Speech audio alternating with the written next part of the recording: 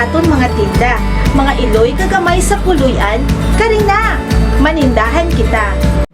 Mauna kita sa presyo sang bugas. Ang NFA well milled yara sa 30 pesos per kilo.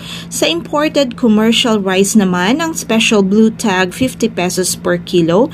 Premium yellow tag 47 pesos per kilo. Well milled white tag 46 pesos per kilo. Kag regular milled white tag yara sa 48 pesos per kilo.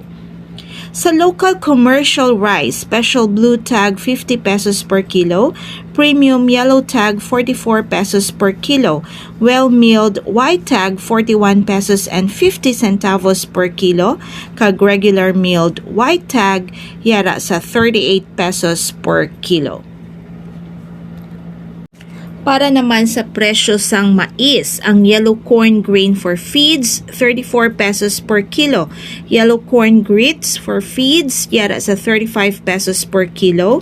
White corn grain for food, 80 pesos per kilo. Kag white corn grits for food, 55 pesos and 25 centavos per kilo.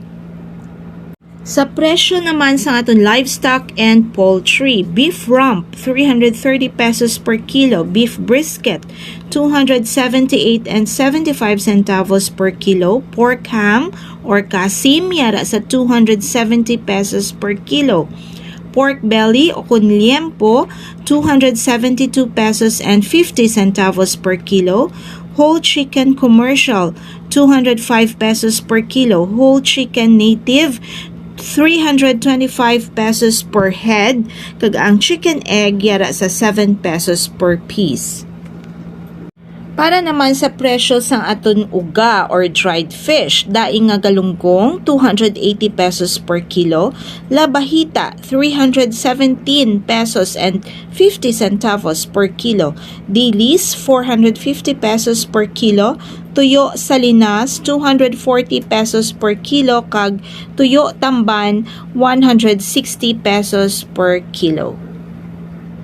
Sa presyo sa ngaton isda, ang bangus yara sa 210 pesos per kilo, tilapia 165 pesos per kilo, galunggong local yara sa 190 pesos per kilo, alumahan 200 pesos per kilo, sapsap 150 pesos per kilo, kag tamban yara sa 100 pesos per kilo.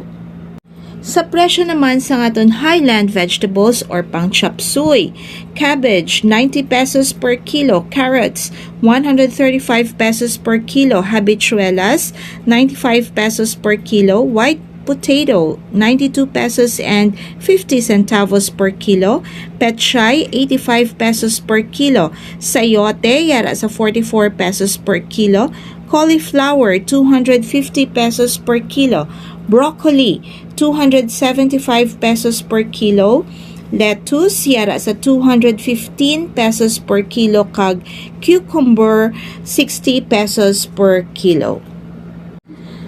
Makadto naman kita sa presyo sa aton lowland vegetables or pangpakbit.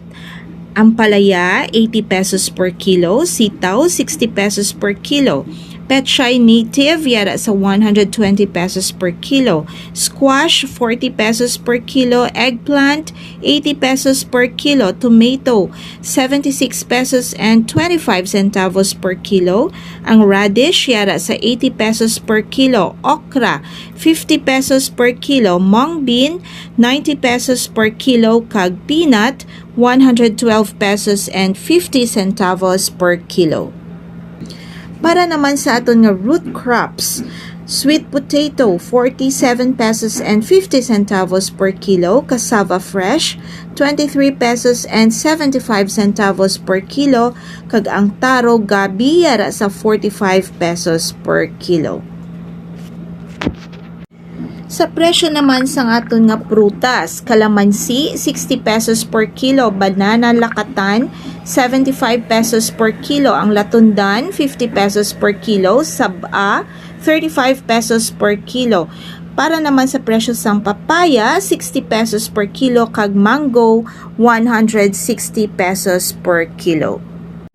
For other commodities, refined sugar, 95 pesos per kilo. Wash sugar, yara sa 75 pesos per kilo. Ang brown sugar, yara sa 70 pesos and 75 centavos per kilo. Cooking oil palm, 350 ml, 40 pesos per kilo. Kag ang 1 liter, 120 pesos.